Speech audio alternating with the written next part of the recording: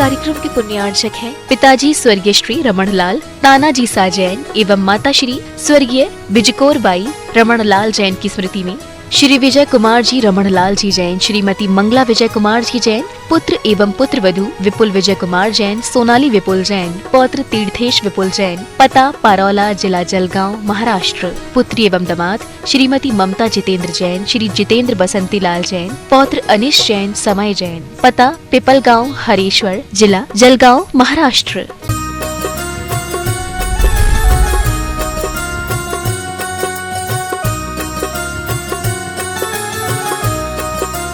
जगतवंदनी आदिनाथ भगवान की, वर्तमान शासन नायक भगवान महावीर स्वामी की, संत श्रमणी आचार्य भगवान विद्यासागर जी महाराज की, परम पूज्य प्रमाणिक संत महामना मुराद प्रमाण सागर जी महाराज की, परम पूज्य अलग सागर जी महाराज की। भक्तजनों, आज हम पुनः एकत्र हैं अपने आराध्य गुरुदेव श्री मुख से अपनी शंकाओं के समाधान प्राप्त करने के लिए। यह श्रीमुख है आचार्य भगवान विद्यासागर जी महाराज के परम प्रभाग शिष्य महामना मुनिराज प्रमाण सागर जी महाराज, जो गुणायतन प्रणेता, संघ का समाधान प्रवर्तक, भावना प्रवर्तक एवं संप्रदाय समय के रूप में संपूर्ण जगत में व्याप्त हैं, विख्यात हैं। इनके श्रीमुख से आप शंकाओं के समाधान सुने। उसके पूर्व मैं चाहता हूं कि गुरुदेव का वरहस्त हम पर आशीष के रूप में आच्छादित हो। अतः मेरे साथ उच्चारें, नमोस्तु महर्षि, नमोस्तु महर्षि, नमोस्तु महर्षि। जैन धर्म के उत्थान का नयनाभिराम आयतन, परम पूज्य गुरुदेव के आशीष का सुफल गुणायतन। गुणायतन से जुड़ करके नित्य प्रति अपनी उदारता का परिचय बहुत से श्रावक जन दे रहे हैं, जिनके माध्यम से, जिनकी उदारता से कुछ ही माहों के बाद आप हम सब जो क्लिप के माध्यम से, झलक के माध्यम से देख पा रहे हैं गुणायतन क्या है, उसे साक्षात देखेंगे। आज भी बहुत सारे लोगों ने, किसी ने श्रोमणी संरक्षक बन करके, किसी ने संरक्षक बन करके, किसी ने ट्रस्टी बन करके अपने जीवन धन्य किया है। उन सबको मैं साधुवाद देता हुआ उनके नाम उच्चार कर रहा हूं। आपकी तालियां लगातार बज करके उनका अभिनंदन करें, वंदन करें। निर्माण निधि के रूप में सवाई सिंघई नितेश जी जैन, श्री प्रभात जी जैन राजनांदगांव से, कुमारी मिनी जैन, प्रभात जी जैन राजनांदगांव से, श्रीमती श्वेता सपना जैन इंदौर से, श्रीमती विजय कुमार संगीता जैन, अंकिता जैन साड़म से, श्री दिनेश कुमार जैन जबलपुर से, सिंघई संजय जैन लालबर्रा बालाघाट से। इनमें जो उपस्थित हो अपने स्थान में खड़े हो जाएं, गुरुदेव की अभिनंदन करें, आशीर्वाद प्राप्त करें। बहुत बहुत साधुवाद। शुद्धधार के रूप में श्रीमान जयंत कुमार जी जैन, श्रीमती सुगंधा जैन, सक्षम नमता जैन, बिनामरा जैन फिरोजाबाद से जुड़ करके अपने जीवन धन्य कर रहे हैं। यदि उपस्थित हों तो आए, गुरुदेव की अभिवंदना करें, आशीर्वाद प्राप्त करें और उनका सम्मान गुणायतन के सीईओ श्रीमान सुभाष जी जैन करके गुणायतन की महिमा को मंडित करें। साथ ही श्रीमान हरीश जी जैन, हरीशचंद जी, जो निर्माण निधि सूत्रधार के रूप में आज अपने आप को वृद्धि कर रहे हैं, बढ़ा रहे हैं। श्री हरीशचंद जी, श्रीमती बिमला जी, विनीत जी, पुनीत, रीता धारांश जैन सागर से वे भी आए, आते जाए, सीखता से आए। हरीशचंद जी, बिमला जी, विनीत जी, पुनीत जी, ऋचा धारांश जैन सागर से। और इनका सम्मान करने के लिए श्रीमान संरक्षक गुणायतन पुष्पेंद्र कुमार जी जैन बांदा, श्रीमान सुनील जी पटेल भोपाल आकर के सम्मान करें। आपकी तालियां इनके सम्मान में लगातार बजती रहें। हरीशचंद जी, बिमला जी, पुनीत जी, विनीत जी, ऋचा धारांश सागर। इसी क्रम में श्री दीपक जी जैन तलाटी, मिठालाल जी जैन बरोडिया बांसवाड़ा, इन्होंने अपने आप को शुद्धधार के रूप में जोड़ करके गुणायतन से अपनी रिश्तेदारी निभाई है। उपस्थित हों, आशीर्वाद प्राप्त करें और इनका सम्मान करने के लिए श्रीमान सुभाष जी जैन सीईओ गुणायतन सम्मान करें, गुणायतन गुणा को गौरवान्वित करें। सुभाष जी। श्रीमती कमला महन कुमार जी जैन गुणायतन सागर से शुद्धधार के रूप में अपने आप को संबद्ध करके अपने जीवन को धन्य कर रहे हैं। वे भी आए, गुरुदेव की अभिवंदना करें, आशीर्वाद प्राप्त करें और इनका सम्मान करने के लिए श्रीमान अशोक जी सराफ, ट्रस्टी गुणायतन भोपाल, सम्मान करके आप तालियां बजाएं लगातार। मीना दीदी के परिवार से, ब्रह्मचारिणी बहन मीना दीदी के परिवार से श्रीमती कमला महन कुमार जी जैन शुद्धधार गुणायतन सागर। आइए शिक्षा कीजिए। और आज ऑनलाइन इतलकरंजी से श्री महावीर जी अप्पासो भेवरे परिवार, इन्होंने गुणायतन से अपने आप को संबद्ध किया है। बहुत बहुत साधुवाद। कमला देव जी उपस्थित हो, इनका सम्मान करने की वृत्ति बहन शकुन दीदी सागर से ट्रस्टी गुणायतन है, उनका सम्मान करके गुणायतन गौरव को संवर्धित करेंगी। गुणाधन के स्तंभ के रूप में शुद्धार से श्रीमान जी मोहनलाल जी गंगवाल, श्रीमती मुन्ना देवी गंगवाल, श्री अरुण कुमार जी, डॉक्टर अरुण कुमार जी गंगवाल, श्रीमती नीलम जी गंगवाल, श्री राजेश जी गंगवाल, श्रीमती बबीता जी गंगवाल, राजुल जी, डॉक्टर अदिति जी, नवनीत जी, कुशल जी गंगवाल परिवार कोलकाता, इन्होंने अपने आप को स्तंभ के रूप में जोड़कर जीवन को धन्य किया है। निवेदन इनसे आए, गुरुदेव की अभिवंदना करें, चरण वंदना करें, आशीर्वाद प्राप्त करें और इनका सम्मान करके गुणायतन के संरक्षक श्रीमान पुष्पवंत कुमार जी जैन बांदा, इनका सम्मान करके गुणायतन गौरव को गर्वित करें। श्रीमान अशोक जी साहब भी पहुंचे, गुणायतन ट्रस्टी, सम्मान करके गुणायतन गौरव को संबोधित करेंगे। संस्थापक सदस्य के रूप में श्रीमान मुकेश कुमार जी, गौरव जी, श्रीमती कृष्णा देवी, श्रीमती रत्ना जी, ऋषभ जी, संभव जी, अयांशी जैन गाजियाबाद सूरनगर, इन्होंने अपने आप को संबोधित किया है। तालियां लगातार बजे। इन्होंने तत्क्षण गुरु इस क्षेत्र को देखा, परिक्षेत्र को देखा, मंदिरों को देखा और अपने भाव को रोक नहीं पाए, ट्रस्टी बनकर जीवन को धन्य कर रहे हैं। आइए तालियां बजाएं आप इनके लिए। मुकेश कुमार जी, गौरव जी जैन, श्रीमती कृष्णा देवी, रत्ना जैन, ऋषभ जैन, संभव जैन, अयांशी सूरनगर गाजियाबाद। आइए इनका सम्मान करने के लिए श्रीमान सुनील जी पटेल साहब भोपाल, श्रीमान सुभाजी जैन सीओ गुणायतन, तालियां बजाएं आपकी। आइए जल्दी कीजिए भाई साहब। इसी तरह आज संस्थापक सदस्य के रूप में श्रीमान अखिलेश कुमार जी जैन, जो श्रीमती धन कुमार जी जैन के सुपुत्र हैं, श्रीमती स्नेह जैन, आयुष जैन, आदित्य जैन, कविता जैन, नोएडा आगरा से, इन्होंने अपने आप को संबोधित किया। बहुत बहुत साधुवाद। आपका कर्तव्य है कि आप तालियां बजाकर निरंतर अभिनंदन करते रहें। श्रीमान अखिलेश कुमार जी, श्रीमती स्नेह जैन, जो पुत्र पुत्रवधू हैं श्रीमती धन कुमार जी जैन नोएडा के, जिनके साथ जिनके पुत्र आयुष, आदित्य और कविता पुत्री उपस्थित हैं। आइए सम्मान करने के लिए श्रीमान अशोक जी सर्राफ साहब, श्रीमान सीओ गुणायतन सुभाष जैन साहब सम्मान करके गुणायतन गौरव को संबोधित करेंगे। और आज मैं ऐसे व्यक्तित्व का नाम ले रहा हूं जिन्होंने अपने आप को संरक्षक से श्रोमणी संरक्षक के रूप में जोड़ करके अपने जीवन को स्वर्णिम बनाया है, अपने जीवन को पुण्य से आपूर्त किया है। ये हैं व्रती भाई श्रीमान डीसी जैन साहब, श्रीमती शकुन जी, पुत्र महक जी, निधि जी, जो जयपुर से हैं। आए गुरुदेव की अभिवंदना करें, आशीर्वाद प्राप्त करें और इनका सम्मान करने के लिए मैं आमंत्रित कर रहा हूं संरक्षक एरा और अरिस, पुत्र और पुत्री अरिस और एरा, ये भी आए, गुरुदेव की अभिवंदना करें और इनके माथे में पगड़ी पहना करके, अंगवस्त्र उड़ा करके, इनका तिलक लगा के अभिनंदन करके आप हम सब इनके इस सत्कृत्य की बारंबार अनुमोदना करें। आपकी तालियां लगातार बजते रहें। प्रमोद जी भाटी साहब जी भी आए मुंबई से, जो ट्रस्टी गुणायतन है, और इनका सम्मान में सहयोग प्रदान करें श्रीमान प्रमोद जी भाटी साहब मुंबई। और अब हम गुरुदेव के श्री चरणों में आप सबकी ओर से अपनी ओर से नमन अर्पित करते हुए श्रीमान उज्जवल जी पाटनी साहब, जो विख्यात मोटिवेटर हैं, दुर्ग से बिलोंग करते हैं, पूछेंगे बाद में, दुर्ग से हैं, आए गुरुदेव के चरणों में। एक ऐसा व्यक्तित्व जो छत्तीसगढ़ के दूर से अपने आप को बिलोंग करते हैं, श्रीमान उज्जवल जी पाटनी, जो विख्यात मोटिवेटर के रूप में पूरे भारत में प्रसिद्ध हैं। मैं उनसे निवेदन कर रहा हूं कि आए गुरुदेव की चरणों की अभिवंदना करें। श्रीमान उज्जवल जी पाटनी सब परिवार आइए। और एक और सम्मान के लिए बोले थे ना, संतोष उज्जवल जी पाटनी साहब सीखता से आए। उज्जवल जी पाटनी साहब, चंद्र जी पाटनी साथ में इनके हैं, वे भी आए। गुरुदेव के चरणों की अभिवंदना करें, आशीर्वाद प्राप्त करें। और इनके सम्मान करने के लिए गुणायतन के सीईओ श्रीमान सुभाष जी जैन, इनके अंग वस्त्र एवं पगड़ी लगा करके, अंग वस्त्र उठा करके, पगड़ी पहना करके सम्मान। अभी तालियां लगातार। ऐसा व्यक्तित्व जो गौरव जैन समाज के गौरव को गौरवान्वित करता है, इनके सम्मान में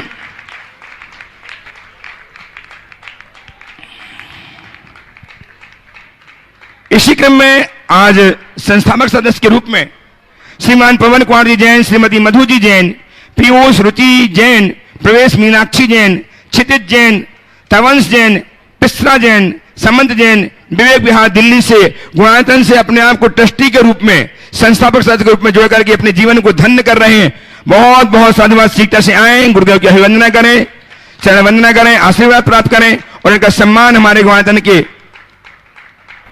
श्रीमान संरक्षक गुणायतन पुष्पेंद्र कुमार जी जैन, श्रीमान सीओ सुभाष जी जैन, श्रीमान पवन कुमार जी मधु जी का परिवार का सम्मान करेंगे। और आज हमारे बीच में एक ऐसा व्यक्तित्व विराजमान है गुरुचरणों की वंदना करने के लिए जैसे हम आप ही नहीं, सब पूर्ण भारतवर्ष जानता है। वे हैं सिंघाई श्री संतोष कुमार जी जैन, दमोह से, कुंडलपुर दिगंबर सिद्ध क्षेत्र के अध्यक्ष श्रीमान संतोष कुमार जी सिंघाई साहब, वे आए गुरुदेव की चरणों की अभिवंदना करें, सम्मान कीजिए। सुभाष जी, श्रीमान पुष्पेंद्र जी संरक्षक गुणायतन सम्मान करेंगे। श्रीमान पवन कुमार जी, श्रीमती मधु जी, पीयूष जी, रुचि जी, प्रवेश मीनाक्षी जैन, क्षितिज जैन, तवंश जैन, शिप्रा जैन का, पिसरा जैन एवं समंत जैन, विवेक बिहार दिल्ली से इनका सम्मान। आपकी तालियां लगातार बजती रही। ऐसे व्यक्तित्व है जिनके कारण आप कुछ ही माहों के बाद क्या है गुणायतन का स्वरूप उसे देख पाएंगे। गुरुदेव की परिकल्पना को साक्षात रूप से देखते हैं, साकार होते देखेंगे। आए निवेदन श्रीमान सिंघई संतोष कुमार जी जैन, तीर्थ सिद्ध क्षेत्र कुंडलपुर जी के अध्यक्ष, अपने सभी संगी साथियों के साथ, अपने रिश्तेदारों के साथ अकेले आ रहे हैं। श्रीमान संतोष कुमार जी सिंघई साहब शीघ्र से आए। श्रीमान संतोष कुमार जी सिंघई साहब का सम्मान गुरुदेव की चरणों की अभिवंदना करेंगे और उसके बाद श्रीमान सुभाष जी जैन सीओ, श्रीमान पुष्पेंद्र जैन संरक्षक गुणायतन एवं भारिल जी जैन मुंबई से, भारिल जी मुंबई से, इनका सम्मान करेंगे। संतोष कुमार जी सिंघई साहब का दुपट्टा उठा करके, पगड़ी पहना करके सम्मान करेंगे। आपकी तालियां लगातार इनके सम्मान में बजती रहनी चाहिए। इनकी आदत सम्मान कर लेने की, सम्मान करने की है तो वही कर रहे हैं। श्रीमान संतोष जी वही कर रहे हैं जो करते आए हैं। आपकी डबल तालियां बजे, लगातार बजे तालियां। ये अद्भुत नजारा आप देख रहे हैं। और अब मैं श्रीमान उज्ज्वल जी पाटनी से निवेदन कर रहा हूं कि वे आए और अपना प्रश्न भी करें और अपने 2 मिनट अपने विचार भी व्यक्त करें। श्रीमान उज्ज्वल जी पाटनी दुर्ग अपना साहित्य भी भेंट करेंगे उज्ज्वल जी पाटनी गुरुदेव के कर कमलों में, और अपनी बात भी रखेंगे, प्रश्न भी करेंगे उज्ज्वल जी पाटनी प्रथम प्रश्न के लिए। और शेष कार्यक्रम के लिए परम श्रद्धेय भैया उज्ज्वल जी को बचा देंगे श्रीमान सुभाष जी जैन। उज्ज्वल जी पाटनी एक जाने माने मोटिवेशनल स्पीकर है और मोटिवेशनल स्पीकर का वही काम होता है जो हमारे गुरुदेव करते हैं। हम लोग गुरुदेव से डायरेक्ट सीखने का सौभाग्य मिलता है, लेकिन कॉर्पोरेट वर्ल्ड को डायरेक्ट गुरुदेव के चरण में आने का सौभाग्य नहीं मिल पाता। तो वाया मीडिया मोटिवेशनल स्पीकर्स होते हैं जो कि गुरुदेव की बात को अपने शब्दों में कॉर्पोरेट वर्ल्ड को बताते हैं, जहां तक मैं समझता हूं। उज्ज्वल जी पाटनी जाने वाले मोटिवेशनल स्पीकर है। 3 वर्ल्ड रिकॉर्ड हैं इनके और यूट्यूब पर बहुत जाने और देखे जाते हैं। मेरे ख्याल से कई Guinness book of world record में भी 3 बार आए हैं। इनकी पुस्तकें हैं, 7-8 पुस्तकें हैं, 14 भाषाओं में प्रकाशित हुई है। मेरे ख्याल से 2 दर्जन से ज्यादा देशों में पढ़ी जाती हैं। तो ऐसे जानी मानी हस्ती को आज हम आपने पाकर बहुत गौरवान्वित महसूस कर रहे हैं। बहुत बहुत स्वागत है आपका उज्ज्वल जी, बहुत बहुत धन्यवाद।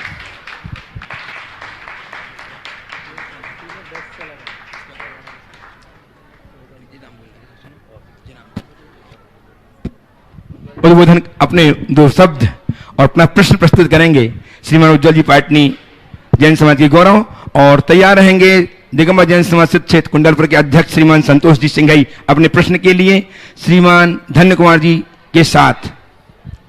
परम पूज्य महातपस्वी आचार्य भगवान श्री विद्यासागर जी महाराज की, परम पूज्य गुरुवर शंकर समाधान जो कि देश ही नहीं विदेश में शायद सबसे ज्यादा देखा जाने वाला प्रोग्राम है, उनके प्रणेता हमारे परम आदरणीय परम तपस्वी गुरुदेव की। और मैं सवाल के लिए तैयार तो नहीं था, क्योंकि मुझे ऐसा लगता है जितने सारे लोग सवाल पूछते हैं उससे बहुत सारे दूसरे लोगों के जवाब हल हो जाते हैं। और हम लोग यूं तो देश विदेश में लगातार अपनी बातें रखते हैं। आप में से बहुत सारे लोगों ने संभव है मेरे वीडियोस देखे होंगे, आपके पास कहीं व्हाट्सएप से आए होंगे। कितने लोगों ने देखे, हाथ उठाएं। अच्छा, बहुत सारे लोगों ने देखा, ठीक है। तो ऐसी जगह हम लोगों के सवालों के जवाब देते हैं, लेकिन बहुत सारे जवाबों में हमारे भीतर का मैनेजमेंट गुरु फेल हो जाता है। और जब फेल हो जाता है तो हमको फिर यहां की शरण में आना पड़ता है जवाब लेने के लिए, क्योंकि सांसारिक जवाब तो सब जगह उपलब्ध हो जाते हैं, लेकिन जो जवाब अनुभव से, जो जवाब गहन तपस्या से, जो जवाब वर्षों के विवेक से, अध्ययन से पैदा होते हैं, वो जवाब ऐसे तपस्वियों के चरणों में ही मिलते हैं। और मैं महीने में लगभग 22 दिन ट्रैवल करता हूँ पिछले 15-20 सालों से, और दुनिया के बहुत सारे देशों में मैं व्याख्यान देता हूँ, बहुत सारी पुस्तकें लिखता हूँ, लेकिन उन सब के बावजूद बहुत सारे ऐसे सवाल हैं जिनका जवाब हमारे पास नहीं होता। तो मैं गुरुदेव से आज अचानक मुझे सवाल पूछने का निवेदन किया गया और मंच इनका है। मैं आज आपको सुनने आया हूं, और सच कह रहा हूं कि बीते कई सालों से मेरी उत्कंठा और आकांक्षा थी कि मैं इनके चरणों में आऊं, लेकिन मेरे ग्रह इतने प्रबल नहीं थे कि मैं आ पाऊं। तो जो कहते हैं ना कि जब योग बैठता है तो ही आपको आशीर्वाद मिल पाता है, उसके बिना तो गुरु भी आपको बुलाते नहीं अपने चरणों में, और गुरु के बुलाए बिना कोई पहुंच भी नहीं पाता। तो आज मैं यहां पर इनके चरणों में, श्री चरणों में जीवन में पहली बार आया हूं। और गुरुदेव का जब सांसारिक जीवन था तो मैं जहां पर निवास करता हूं, तो हमारे घर में जो बड़े लोग हैं वो इनके बारे में अक्सर बताते हैं, गुरुदेव ने भी कुछ समय वहां पर बिल्कुल पास में ही सांसारिक जीवन में निवास किया करते थे। तो हम लोग एक नितांत निजी कनेक्शन भी इनसे अनुभव करते हैं, जिनको शब्दों में व्यक्त कर पाना कठिन है। तो गुरुदेव, मैं ज्यादा समय नहीं लेते हुए अपना सवाल आपसे पूछता हूं, और बिना तैयारी के नेचुरल ऑर्गेनिक सवाल निकले अंदर से। इनऑर्गेनिक सवाल, सोचा समझा सवाल नहीं है। हर बार मैं अपने जीवन के बारे में गुरुदेव कह रहा हूं कि हमेशा लगता है ये कर लूं, 2 पुस्तकें लिख लूं, फिर 4 लिख लूं, फिर 5 लिख लूं, 6 लिख लूं, 7 लिख लूं। जब YouTube में मेरे 5 लाख फॉलोअर थे तो लगता था 1 मिलियन हो जाए तो क्रांति आ जाएगी, 1 मिलियन हुआ तो 2 मिलियन, अब 5 मिलियन हो गए। पहले सोचा कोई एक देश में बोल लूं तो क्रांति आ जाएगी, अब 20 देश हो गए।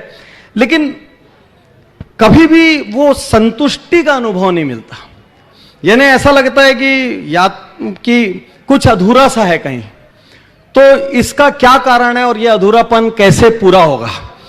अलग अलग क्षेत्रों में बहुत सारी उपलब्धियां जो किसी और के उनको लगता है कि हमने सब कुछ हासिल कर लिया, लेकिन मैं आपको वास्तविकता कह रहा हूं, मैं जब अकेले में एकांत में बैठता हूं ऐसा लगता है कुछ नहीं किया और भूख बची है पूरी। देखिए, इस विषय में मेरी 2 राय। कुछ जगह बिल्कुल भी संतोष नहीं करना चाहिए और कुछ जगह पूर्ण संतोष रखना चाहिए। जहाँ तक आपने पूछा अब ये कर लूँ, अब ये कर लूँ, अब ये कर लूँ की बात है, अगर देखा जाए तो हम साधु भी उस श्रेणी में आते हैं। क्या संत कहते, साधु को कभी अपनी तपस्या से संतुष्ट नहीं होना चाहिए। अगर साधु अपनी तपस्या से संतुष्ट होगा तो उसका रास्ता वहीं रुक जाएगा। उसके लिए मार्ग है चरय वेति, चरय वेति, चरय वेति। तो ऐसे ही उज्जवल, तुम्हारे संदर्भ में मैं कहूंगा, रचनात्मक दिशा में कभी संतुष्ट मत होना। इस संसार के अंतिम पायदान तक बैठे हुए व्यक्ति को ऊपर उठाने का भाव रखो, और उस मनोभाव से यदि कोई व्यक्ति समाज को उत्प्रेरित करता है तो मैं कहता हूं उसे अंत तक चलते रहना चाहिए, थकना नहीं चाहिए। लेकिन अगर उसकी जगह मेरा दृष्टिकोण ये हो जाए कि ये मेरी पहचान बने, ये मेरी अर्निंग का मीडियम बने, इससे मेरी पॉपुलैरिटी हो, तो मृग तृष्णा है, इसका कोई अंत नहीं, इसका कोई अंत नहीं। चाहे तुम जैसे मोटिवेशनल स्पीकर हो या मुझ जैसे साधु, जहां वैयक्तिक आकांक्षा होती है वो मृग तृष्णा बन जाती है, और जहां समष्टिगत हित की भावना होती है तपस्या बन जाती है। एक्सीलेंट। हमें मृग तृष्णा में नहीं दौड़ना, अपना जीवन तपस्वी सा बनाना। और उसके लिए एक सूत्र है, कर्म करो फल की अपेक्षा मत करो। निष्काम कर्म मैं रोज आप लोगों को सुनाता हूं, 2 बार तो फिक्स है, 3 बार भी, और कभी कभी 4 बार भी, और मैं उसके लिए हर पल उत्साहित रहता हूं। क्यों? ये मेरा कर्म है, ये मेरा धर्म है, पर इसकी मेरे हृदय में कोई ऐहिक फल की आकांक्षा नहीं है, और नहीं मेरे हृदय में इस संदर्भ में कोई कर्तृत्व की भावना है। मैं जो कुछ करता हूं अपने कर्तव्य के भाव से उत्प्रेरित होकर करता हूं। गुरु ने मुझे जो दिया है, उन्होंने कहा जो तुमने पाया सबको फैलाओ, हम भी सबको फैला रहे हैं।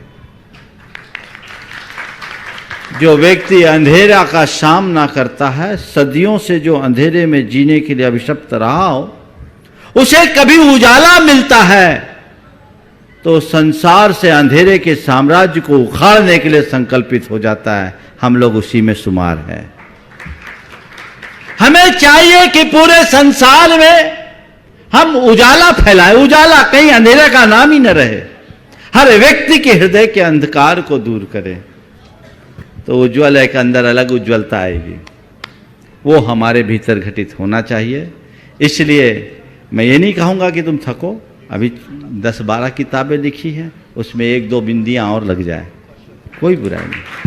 अभी 5 मिलियन तुम्हारे सब्सक्राइबर हैं, उसमें भी बिंदियाँ लग जाए। हाँ, नहीं तुम्ही ना बोला ना, अरे तुम्ही ना बोला, मुझे नहीं मालूम। जो हो तो और हो जाए, पर उसमें मैं न रहे। जिस दिन मैं होगा वही तुम्हारी मौत बन जाएगी, और जब मैं हट जाएगा तो वही तुम्हारी मुक्ति होगी। तुम्हें तय करना है किसको चुनना है, मौत को या मुक्ति को। इसमें 100% सच्चाई है गुरुदेव, क्योंकि जब भी मैं आता है तो उस वक्त हम लोग जब लोगों को इंस्पायर करने की कोशिश करते हैं, उसमें कुछ कमी छूट जाती है। और जब अंदर से, अंतरात्मा से, सोल से, शरीर के एक सेल से किसी का भला सोचते हैं, तो पक्का ऐसे ऐसे निर्णय होते हैं कि सामने वाले का जीवन बदल जाता है। तो मैं आपकी बात से सहमत हूं, मैं हटाकर रेस जारी रखी जाए। आज मुझे बहुत प्रसन्नता हो रही है तुम्हें इस रूप में देखकर। मुझे नहीं मालूम कभी हाफ पैंट में देखा होगा, बहुत देखा हो गया 37 वर्ष पहले, लेकिन आज जिस ऊंचाई को छुए हो, निश्चित तुमने अपना, अपने परिवार का तो नाम रोशन किया ही, समाज का भी नाम रोशन हुआ है। आज के संदर्भ में मैं यही कहूँगा, इस मिशन को आगे बढ़ाओ और एक लक्ष्य रखो। ये मेरा पेशा भर न रहे, ये मेरी साधना बन जाए। पेशेवर लोग तो बहुत है दुनिया में, पर हर जगह पेशावरी दृष्टि ठीक नहीं है। इसे अपनी साधना बनाओ तो उसमें जो होगा, जो मिलेगा, उसमें आत्मसंतुष्टि होगी। ध्यान रखना, पेशेवर लोगों को लोक की प्रशंसा मिलती है और साधक व्यक्ति को अंदर की संतुष्टि। हम केवल एक पेशेवर आदमी न रहें, उसकी भी जरूरत है। मुझे मालूम है बाल बच्चे तुम्हारे साथ लगे, हम लोग तो फ्री हैं, वो चीजें ठीक है, लेकिन उसके साथ एक साधना जोड़नी चाहिए, और तभी हम समाज में व्यापक बदलाव कर पाएंगे। तो मेरा यही आशीर्वाद है, बहुत बहुत आशीर्वाद। गुणायतन ट्रस्टी श्री संतोष कुमार जी सिंघई, अध्यक्ष सिद्ध क्षेत्र कुंडलपुर। उसके बाद तैयार रहेंगे व्रती भाई श्री धर्म सिंह जी परिवार के महक निशाह जयपुर शिरोमणि संरक्षक निधि, क्षमा करना, निधि। हे गुरुदेव, नमोस्तु नमोस्तु नमोस्तु गुरुदेव। कुंडलपुर के बड़े बाबा की जय, कुंडलपुर के छोटे बाबा की जय, छोटे बाबा के बड़े समोशरण की जय, समोशरण में विराजमान प्रणामी सागर जी महाराज की जय, अरय सागर जी महाराज की जय। गुरुदेव प्रश्न पूछना था, मगर बोझ इतना ऊपर है सिर पर कि पता नहीं कहाँ स्लिप हो गया प्रश्न, मगर आपसे आशीर्वाद चाहता हूँ गुरुदेव। बड़े बाबा के यहाँ पातिक लगा के आया हूँ, छोटे बाबा से निवेदन करके आया हूँ कि आप अपने समोशरण सहित कुंडलपुर की ओर विहार करें, क्यों चूंकि 17 जनवरी 2001 को जो पूरी बागडोर आपने संभाली थी, और हमारा वजन इतना हल्का हो गया था, मुझे लगा ही नहीं रहा था कि कोई कार्यक्रम होना है। मगर आज ऐसा लग रहा है कि, और चूंकि आपने इसके पूर्व भी कहा था कि 2001 में हुआ और 2021 में, तो ये 21वां गुना कार्यक्रम होगा। तो हम आपसे आशीर्वाद चाहते हैं और आपका सानिध्य जल्दी से जल्दी प्राप्त हो, इसी भावना के साथ में, और स्वास्थ्य तीर्थंकर भगवान से प्रार्थना करते हैं और कोटि सभी मुनिराजों से याचना करते हैं कि यह कुंडलपुर का कार्यक्रम निर्विघ्न संपन्न हो और आप जल्दी से जल्दी गुरुदेव पहुंचे। हे स्वामी, हम आपकी भावना का 100% समर्थन करते हैं। देखिए, बात बिल्कुल सही है। बड़े बाबा के इस महा आयोजन में तो हर किसी के हृदय में उत्कंठा है पहुंचने की, और निश्चित यदि ये योग बनता है तो हमारा भी सौभाग्य होगा। लेकिन आप सबको पता है, हमारी गाड़ी हमारी इच्छा से नहीं चलती, इसमें किसी और की मर्जी है। जिस दिन उन्हें प्रतीत होगा कि मुझे वहाँ होना चाहिए, उसी दिन ये गाड़ी उधर मुड़ जाएगी। अभी हमने इसीलिए आगे के कोई कार्यक्रम के लिए किसी प्रकार का आशीर्वाद नहीं दिया है, समझ गए? भावना भाई, आपने तो जब 20 तीर्थंकरों और कोटि मुनियों के चरणों में भी अपना एप्लीकेशन लगा दिया, तो मुझे नहीं लगता कि अब फिर कुछ और कहने की ज़रूरत है। आपकी भावना फलीभूत हो, साकार हो, मेरी ये शुभाशंसा है। और हाँ, नमोस्तु द्वय महाराज मुनि महाराज के चरणों में मेरा बारंबार नमोस्तु, मेरे परिवार की तरफ से बारंबार नमोस्तु नमोस्तु नमोस्तु। महाराज जी, मेरा प्रश्न है, विवेकी कभी मुग्ध नहीं होता और जल्दबाजी में कभी क्षुब्ध नहीं होता, अनुकूलता प्रतिकूलता में अपने आप को संभाले रखता है, फिर प्रतिकूलता में हम अपने विवेक को कैसे संभाले रखें, अपने विवेक को कैसे जागृत रखें? आपके सवाल का उत्तर आपके सवाल में ही है। विवेकी न कभी मुग्ध होता है न क्षुब्ध होता है, बस अपने विवेक को जागृत रखो, प्रतिकूलता में भी अनुकूलता का एहसास होने लगेगा। विवेक क्या है? हर घटना और हर परिस्थिति को समग्रता से देखने की दृष्टि, विवेक और कुछ नहीं। प्रत्येक घटना और परिस्थिति को समग्रता से देखने की दृष्टि आ जाए तो समझना विवेक है। हमें कोई चीज़ प्रतिकूल लगती है, क्यों लगती है? क्योंकि उसे हम अपने एंगल से देखते हैं। यदि हमने उसे समग्रता से देखना शुरू कर दिया तो प्रतिकूल भी हमारे लिए अनुकूल बन सकता है। तो विवेक चाहिए, और जब विवेक होता है तो मनुष्य भावनाओं में नहीं बहता, वो समझ से काम लेता है, सूझबूझ से काम लेता है, वस्तु स्वरूप का विचार करके काम लेता है, तो उसका रास्ता प्रशस्त होता है।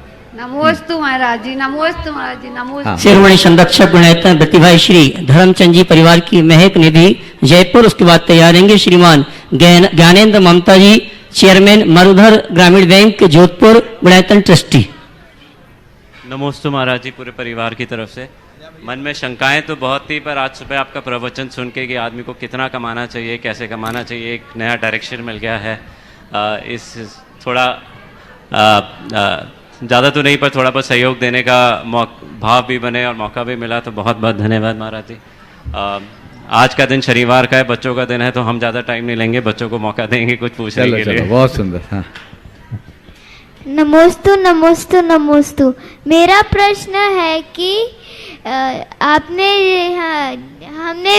हमने गुणायतन का वीडियो देखा, और मैं आपसे ये पूछना चाहता हूँ वो कब बनेगा और हमको उसके लिए कितने पुण्य करने पड़ेंगे?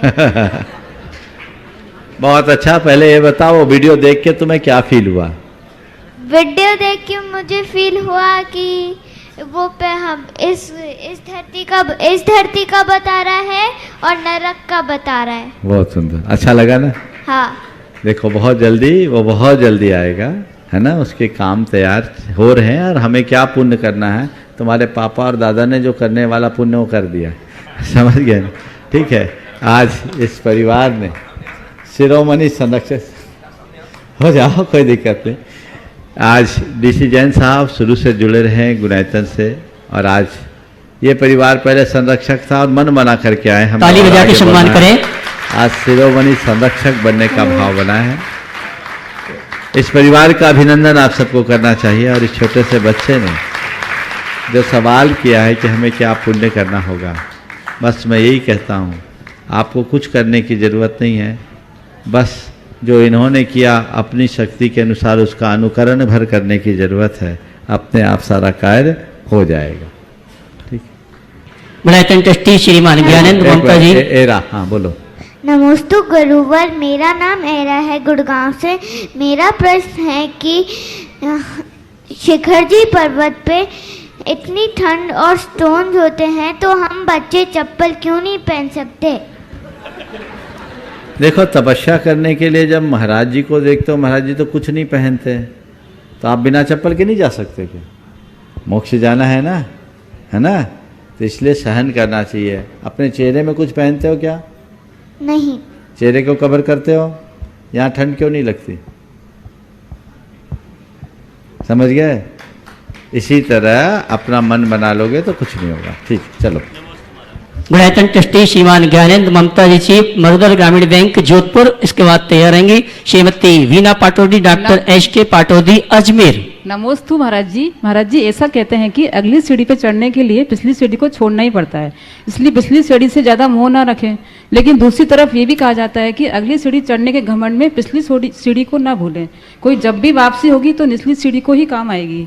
तो महाराज जी दोनों में से कौन सा कथन ज्यादा महत्वपूर्ण है? दोनों बातें अपनी अपनी जगह महत्वपूर्ण है। दोनों को अलग अलग दृष्टियों से देखिए। अगर आगे बढ़ना है तो पीछे का मोह छोड़ो, पर आगे बढ़ने का अभिमान हो तो पीछे जरूर मुड़ के देखो। प्रेरणा के लिए व्यक्ति को मोह छोड़ना चाहिए और अभिमान के लिए व्यक्ति को, नम्रता के लिए व्यक्ति को नीचे देखना चाहिए। ये दोनों चीजें जुड़ जाएगी तो सब चीज हो जाएगी। ज्ञानेंद्र, हाँ बोलो। नमस्ते महाराज श्री। महाराज श्री, आज मेरा शंका आज के ही प्रवचन से है कि धनोपार्जन क्यों, कैसे, कितना और कब तक। तो महाराज जी उसमें मेरा ये था कि लालसा कभी खत्म नहीं होती बल्कि बढ़ती जाती है। तो एक इकोनॉमिक्स से एक सिद्धांत है महाराज जी, सीमांत उपयोगिता। वो ये कहती है कि एक इकाई के बाद दूसरी इकाई में उपयोगिता कम होती जाती है, लेकिन यहाँ देखा जाता है कि धनोपार्जन आपकी लालसा बढ़ती जाती है। तो महाराज जी विपरीत क्यों? देखिए, हम तो ये बोलते हैं कि धनोपार्जन व्यक्ति करे बुरा नहीं, पर उसमें आसक्ति न रखे। लालसा का कोई अंत नहीं। जैसे आग से आग को बुझाना संभव नहीं है, वैसे ही पैसे से पैसे की लालसा मिटाना संभव नहीं। व्यक्ति के हृदय में स्वपर का बोध हो, स्वरूप का ज्ञान हो, और यदि उसे स्वरूप का ज्ञान भर हो जाए तो अपना रास्ता अपने आप प्रशस्त कर सकता है। आज सुबह मैंने एक बात कही थी कि हम एक सोच रखे, धन का संग्रह हो, परिग्रह नहीं। जी महाराज। परिग्रह धन के प्रति स्वामित्व के भाव का नाम है, और संग्रह धन का कस्टोडियन बनना है। मेरे पास है और मेरा है, इसमें बड़ा अंतर है। आप तो बड़े बैंकर हो, पूरे बैंक के चेयरमैन हो, है ना? कितना आपका बैंक का एसेट तो लाखों में होगा, करोड़ों में, हजारों करोड़ होंगे। और कभी अपना मानते हो? नहीं नहीं, बिल्कुल नहीं महाराज। क्यों नहीं मानते? चेयरमैन हूं, सर्वे सर्वा हूं, इतने बड़े बैंक का, मरुधर ग्रामीण बैंक, और मुझे बताया कि इस वर्ष का ये ग्रामीण बैंकों में नंबर 1 बैंक का अवार्ड भी इनको मिला है। ये बहुत अच्छी बात है। सम्मानित हुए और बहुत अल्प अवधि में इन्होंने इस मुकाम तक अपने आप को पहुंचाया। पर मैं जो सवाल कर रहा हूं, इतना सब कुछ है, क्या अपना मानते हो? नहीं महाराज। क्यों नहीं मानते? मेरा है नहीं। मेरा है नहीं तो जो घर में रखे हो तुम्हारा कहां से हो गया? अरे जब तुम्हारा ये शरीर ही नहीं है तो वो तुम्हारा कैसे? बस इतनी सी समझ बना लो। धन की आसक्ति प्रबल नहीं होगी, और जब व्यक्ति धन की आसक्ति से बच जाएगा तो लालसा अपने आप नियंत्रित हो। नमस्ते महाराज। Shrimati Veena Pataudi, doctor S T Pataudi Ajmer, उसके बाद तैयार रहेंगे श्रीमान सुरेश जी मेहता खांडवाली इंदौर। परम पूज्य गुरुदेव के चरणों में हमारे संपूर्ण परिवार का कोटि कोटि नमोस्तु नमोस्तु नमोस्तु। गुरुदेव, आपके आशीर्वाद से आज वो दिन आया है कि आपके गृहस्थ जीवन के ननिहाल के पड़ोसी डॉक्टर एस के जैन जो मेरे समधी हैं और आपके गृहस्थ जीवन के पैतृक शहर के श्री किशोर जी विनायका, आज हम सब लोग एक साथ आपके चरणों में वंदना करते हैं। गुरुदेव, इसी गत माह की 25 अक्टूबर को आपने एक दृष्टांत दिया था। एक सज्जन जो 25 वर्षों से अमेरिका में थे, वो यहाँ पर आपके गुरु वंदना और तीर्थ वंदना के लिए 25 वर्ष बाद यहाँ पधारे थे। उनका ये कहना था कि देश में, मतलब भारत के अंदर देवशास्त्र गुरु की उपस्थिति होने के बावजूद भी वह यहाँ के श्रावकों के कार्यविधि से संतुष्ट नहीं थे। मैं इस बात से इसलिए भी सहमत हूँ क्योंकि मैंने अमेरिका वगैरह अन्य देशों में देखा है कि यहाँ से जो लोग अमेरिका में नौकरी करने के लिए गए हैं या बिजनेस करने के लिए गए हैं, वहाँ पे गुरु की उपस्थिति नहीं है। उसके पश्चात भी उनकी जो श्रावक के जो नियम हैं वो इतने अच्छे तरीके से वो निभाते हैं कि मुझे देख करके कई बार आश्चर्य होता है। ऐसे छोटे बच्चे जिन्होंने वहाँ पे पीजी किया है, वे लोग सुबह जल्दी उठ के अपने हाथ से खाना बनाते हैं, मंदिर में आकर के पक्षाल पूजन करते हैं और अपने समय पर अपने ऑफिस जाकर के अपना काम करते हैं। गुरुदेव, मैं ये जानना चाहता हूँ, मेरी जिज्ञासा यह है कि देवशास्त्र गुरु की उपस्थिति के बावजूद भी हम इतने कमजोर क्यों हैं? हम उनके तरह संयमित या अनुशासनिक जीवन क्यों नहीं जी पाते हैं? देखिए, धर्म के संदर्भ में देश काल की सीमाएं ज़्यादा बाधक नहीं बनती। बाधक है हमारे अंदर की निष्ठा की कमी। अगर व्यक्ति के हृदय में निष्ठा हो तो 7 समंदर पार भी वो धर्म का आराधन कर सकता है, और निष्ठा के अभाव में साक्षात भगवान के चरणों में भी कोई नहीं करता। आपने पूछा कि आज यहाँ देवशास्त्र गुरु का समागम है, फिर भी यहाँ लोग, बहुत ऐरे लोग, बल्कि बहुलता की दृष्टि से देखा जाए, लोग कुलाचार से विमुख हैं। और जिन देशों में ये सानिध्य नियमित है ही नहीं, फिर भी वे अपने कुलाचार में दृढ़ हैं। इस संदर्भ में मैं एक ही बात आपको कहूँगा, वो पुराण से जुड़ा हुआ है। भगवान ऋषभदेव के काल में मारीची भगवान की साक्षात उपस्थिति होने के बाद भी अभिमान में अकड़ा रहा, और वही मारीच आगे चलकर जब एक शेर की पर्याय को प्राप्त किया,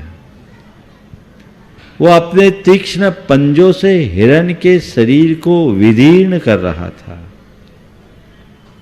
इसी मध्य 2 चारण रिद्धिधारी मुनिराज आए। उन्होंने देखा ये भव्य जीव है, इसे संबोधना चाहिए। अपना संबोधन प्रारंभ किया और कहा, हे मृगराज, तुम किस हिंसा के कर्म में लिप्त हो रहे हो? तुम्हें तो अहिंसा का प्रवर्तक बनना है। ये हिंसा और प्रतिहिंसा का दौर न जाने तुम्हें कहां ले जाएगा। जागो, हिंसा को छोड़ो। कहते हैं मुनि राजों के इन साधारण वचनों का उस पर असाधारण असर पड़ा।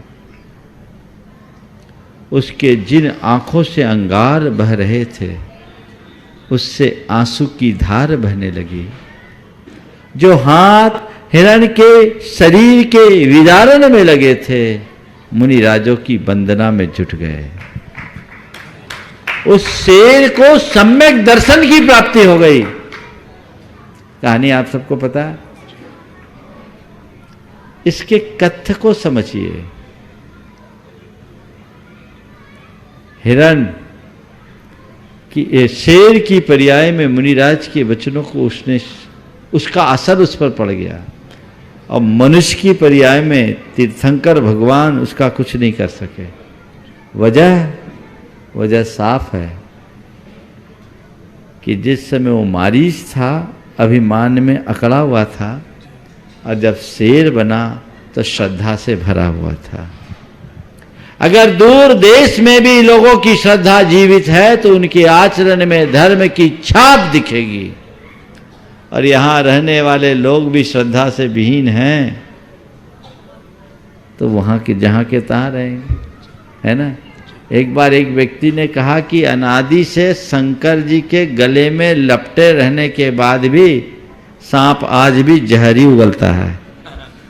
तो कुछ ऐसे हैं लिपटे हैं शंकर जी के गले से और दूध पीने के बाद भी जहर उगल रहे हैं, ये उनका दुर्भाग्य है। मैं कहूँगा लोगों को अपनी चेतना जगानी चाहिए, इसके तह में जाना चाहिए और जीवन की सही दिशा को निर्धारित करना चाहिए। देश काल का रोना दुर्बल रोता है, निष्ठावान के लिए देश काल की सीमाएं कभी बाधक नहीं होती। मैं पुनः बोल रहा हूं, देश काल का रोना दुर्बल रोता है, निष्ठावान के लिए देश काल की सीमाएं बाधक नहीं होती। इसलिए सच्ची निष्ठा जगाइए, धर्म की बातें नहीं, धर्मनिष्ठ बनने का पुरुषार्थ कीजिए, तभी धन्य होंगे। नमोस्तु गुरुदेव, नमोस्तु नमोस्तु नमोस्तु। श्रीमान सुरेश जी मेहता खानदुक वाले इंदौर, उसके बाद तैयार रहेंगे रूपम जी मालगुजार देवड़िया इंदौर, अर्चना जी शीशमहल जबलपुर, सीमा जी रूपाली साड़ी जबलपुर। नमोस्तु गुरुदेव, नमोस्तु नमोस्तु नमोस्तु। महाराज जी मेरे मन में एक प्रश्न है, मन और मकान प्रतिदिन समय समय पर साफ करना जरूरी है, क्योंकि मकान में बेमतलब का सामान और मन में बेमतलब की गलतफहमियां भर जाती हैं। गुरुदेव, मन की गलतफहमियां और मकान का बेमतलब का सामान किन भावों से साफ किया जा सकता है? मैं आपसे पूछता हूँ, मकान को साफ आप कब करते हैं? दीपावली भी महाराज जी। नहीं, रोज भी करते हैं। ये तो करते हैं। कब करते हैं? सुबह। क्यों करते हैं? घर स्वच्छ रहे, स्वच्छ रहे इसलिए क्योंकि आपको गंदगी दिखती है। बराबर महाराज।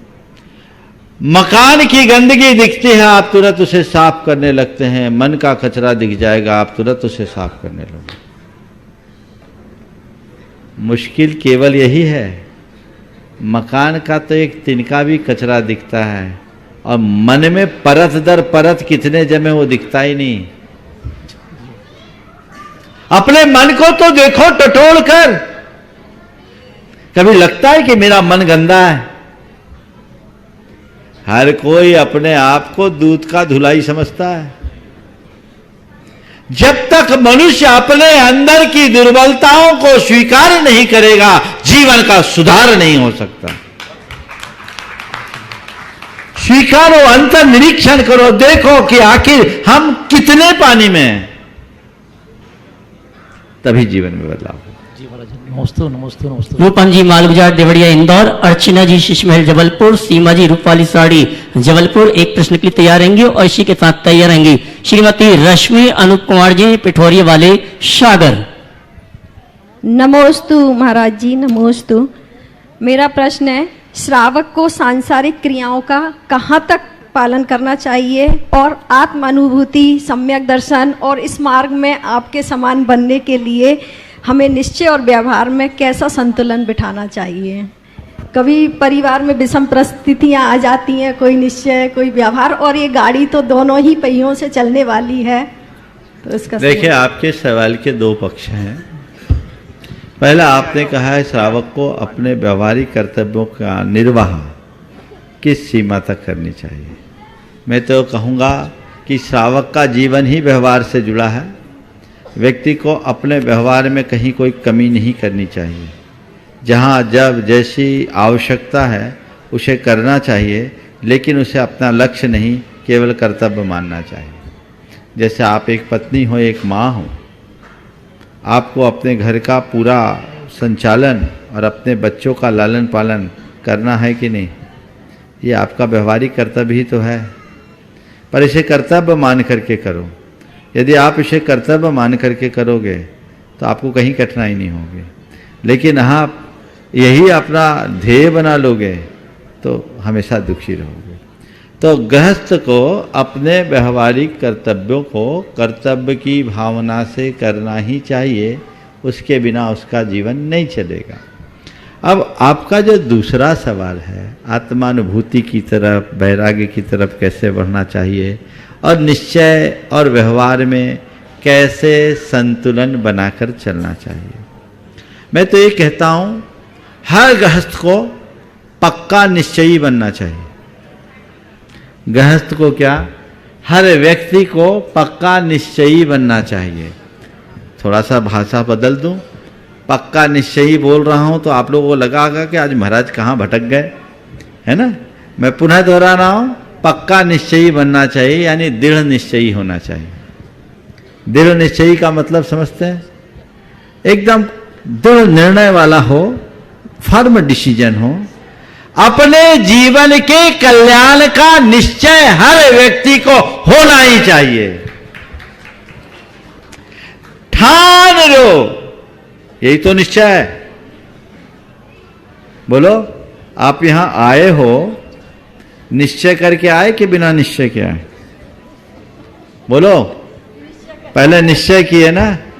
हाँ, हमें शिखर जी जाना है, पक्का प्लान बनाया, निश्चय किया, निर्णय लिया, आ गए। और पहाड़ चढ़ने का भी निश्चय है, तो बिना निश्चय के कहां आगे बढ़े? ठीक है, निश्चय करो, लेकिन केवल निश्चय करके बैठ जाओ तो आ पाओगे? वर्षों बीत जाएगा। निश्चय तो किया है, व्यवहार भी अपनाओ, टिकट बनाओ, निकलो, घर से बाहर आओ, सारी व्यवस्थाएं करो, अपनी बुकिंग कराओ, जगह बनाओ, यहाँ आओ। यहाँ आने के बाद भी कमरे से बाहर निकलो, रात के 2 बजे उठ करके पहाड़ चढ़ो। मैं समझता हूं बात आपको समझ में आ गई। तो ये निश्चय यानी अपना ध्येय का सुनिश्चय, ये एक निश्चय। इस निश्चय के बिना कल्याण नहीं, पर परमार्थ की दृष्टि से ये भी व्यवहारी है, ठीक है। और एक निश्चय अपने आप की अनुभूति, वो तब होगी जब हम पूरी तरह वीतराग बन जाएंगे। जब तक हमारे अंतरंग में वीतरागता नहीं होगी, निर्मल आत्मा की अनुभूति संभव नहीं है। राग द्वेषादि कल्लोले रलोलम यन्मनोज्जलम सपश्यति आत्मनस्तत्वम तत्तत्वम नेतरोजन। जिस व्यक्ति का हृदय रूपी सरोवर राग द्वेष रूपी तरंगों से तरंगायित है, वो अपने आत्म तत्व को नहीं देख सकता। अपने आत्म तत्व का अनुभव रूप निश्चय केवल वही और वही पा सकता है जिसका मन रूपी सरोवर शांत है, वो वीतराग अवस्था है। तो वहां तक पहुंचने के लिए क्या करना है? व्यवहार के कर्तव्यों को अपनाना है और वहां जाना है। उसके बिना कल्याण नहीं है। एक आचार्य ने बहुत अच्छी बात लिखी, जो लोग केवल निश्चय के पक्षधर हैं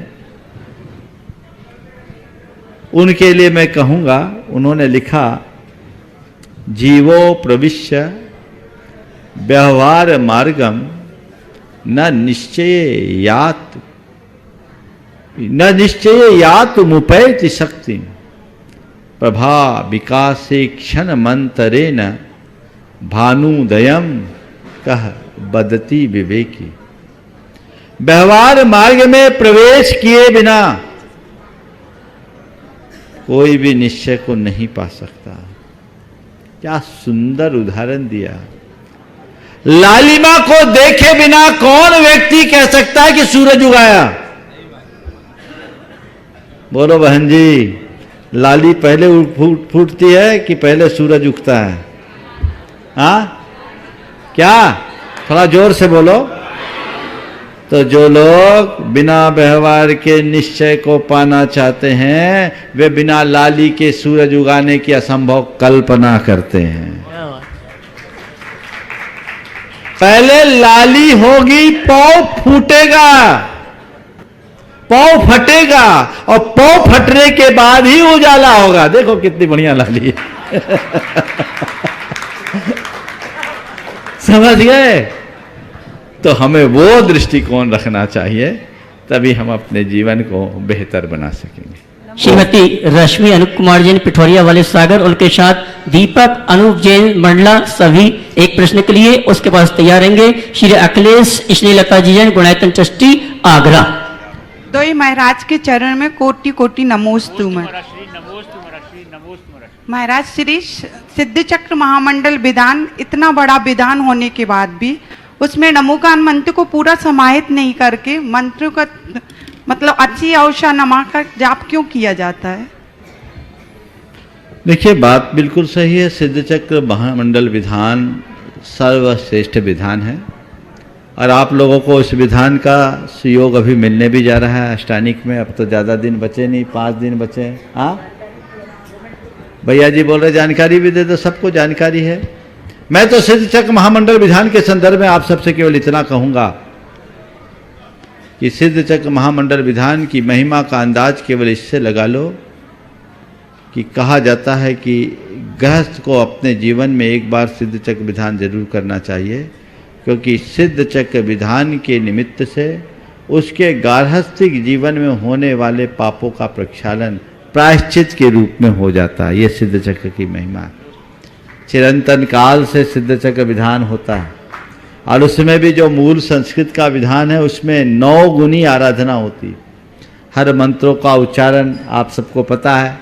अब यहाँ के लिए तो अब आप लोगों को प्रवेश नहीं मिलेगा क्योंकि अभी भी उसमें वेटिंग चल रही है, लेकिन मैं सभी लोगों से ये जरूर कहूँगा कि आने वाले दिनों में जो सिद्ध चक्र विधान है उसका लाभ ले। जो प्रत्यक्ष यहाँ आने का सौभाग्य अर्जित किए वो तो धन्यभागी हैं ही, नहीं भी हैं तो पिछली बार की तरह इस बार भी अपने घर में टीवी के माध्यम से सिद्ध चक्र का पाठ जरूर करें। और पूरे विधि विधान से आप करते हैं तो ये मान करके चलना, जिस घर में सिद्ध चक्र के मंत्र अनुगूंजित होंगे उस घर की अलाय बलाय अपने आप दूर हो जाएगी। ये आप सबको करना है और इसीलिए इसमें किसी को सूतक पातक जन व्यवधान न हो, इसलिए आज सबका संकल्प करा दिया गया, कल भी कराया जाएगा प्रातःकाल प्रवचन से पूर्व। तो आप सब तैयार रहिएगा, जितने लोग विधान में यहाँ सम्मिलित हो रहे वे और जो घर में रह करके सम्मिलित होना चाहते हैं, यदि विधान करेंगे तभी आपका ये संकल्प होगा, नहीं तो ऐसा कहे कि सूतक से बचने का फार्मूला, ऐसा नहीं करना।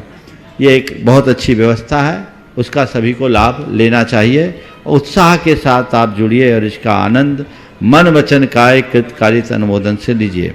आपका सवाल है कि सिद्ध चक्र विधान में नमोकार मंत्र न पढ़ करके सीधे असिया उषा क्यों? देखो, एक तो फल है और एक है बीज। फल और बीज, फल को बहुत संभालना पड़ता, बीज को संभालने की जरूरत पड़ती क्या? समझ गए?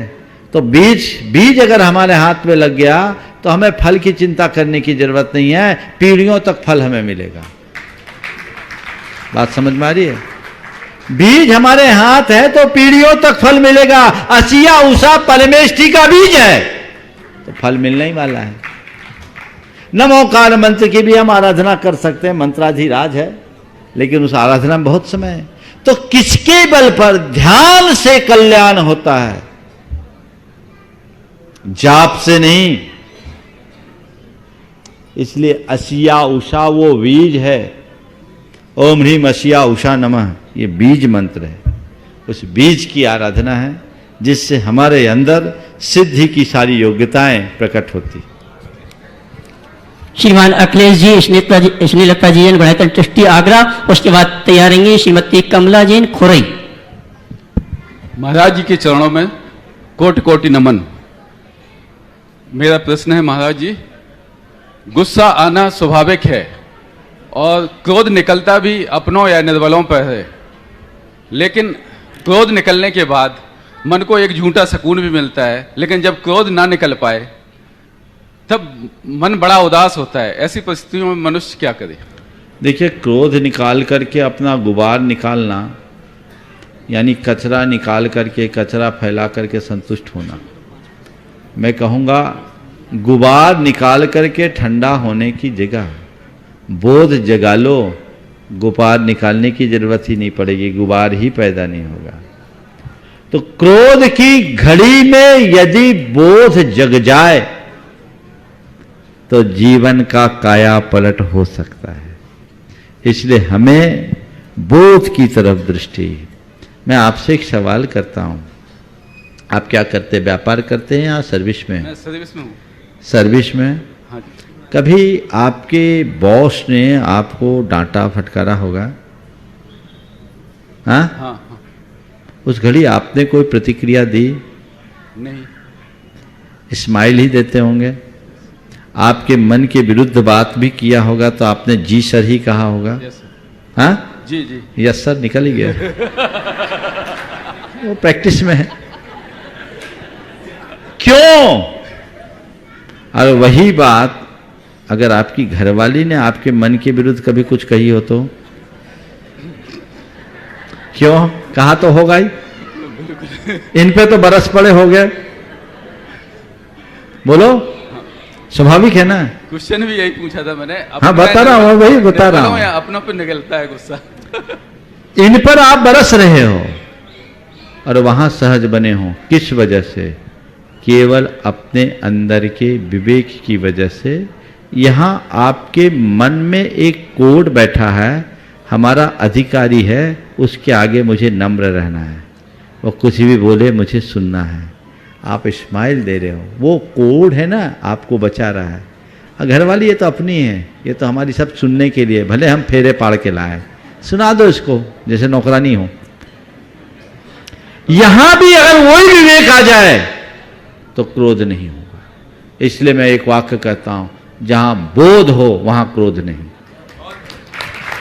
बोध होना चाहिए, क्रोध नहीं होगा। हर बार विवेक रखो, हर क्षेत्र के व्यक्ति के साथ। अगर मनुष्य का विवेक जागृत हो तो क्रोध क्या, कोई भी आवेग पूरा नहीं हो सकता। श्रीमती कमला जी खुरई, उसके बाद एक प्रश्न के लिए निवेदन चाहूंगा। श्री राजेश जी बबीता जी पुत्री राजू जी के साथ कोलकाता। ठीक ठीक, कोटिशन नमन, कोटिशन नमन, कोटिशन नमन। महाराज श्री, आपने कहा था कि गुरु दृष्टि देते हैं, बोध देते हैं, साहस देते हैं और संभाल भी लेते हैं।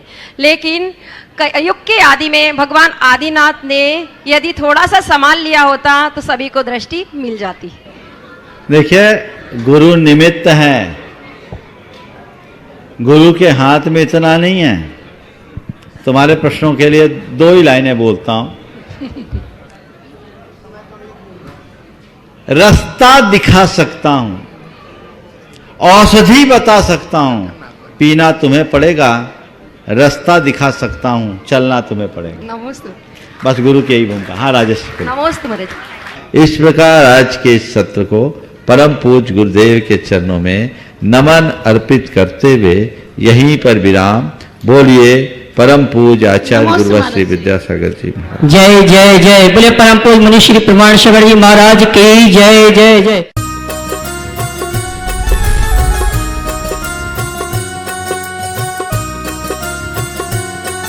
इस कार्यक्रम के पुण्यार्चक थे पिताजी स्वर्गीय श्री रमणलाल तानाजी सा जैन एवं माता श्री स्वर्गीय बिजकोर बाई रमणलाल जैन की स्मृति में श्री विजय कुमार जी रमणलाल जी जैन, श्रीमती मंगला विजय कुमार जी जैन, पुत्र एवं पुत्र वधू विपुल विजय कुमार जैन, सोनाली विपुल जैन, पौत्र तीर्थेश विपुल जैन, पता पारौला, जिला जलगांव, महाराष्ट्र। पुत्री एवं दामाद श्रीमती ममता जितेंद्र जैन, श्री जितेंद्र बसंती लाल जैन, पौत्र अनिश जैन, समय जैन, पता पिपलगांव, हरेश्वर, जिला जलगांव, महाराष्ट्र।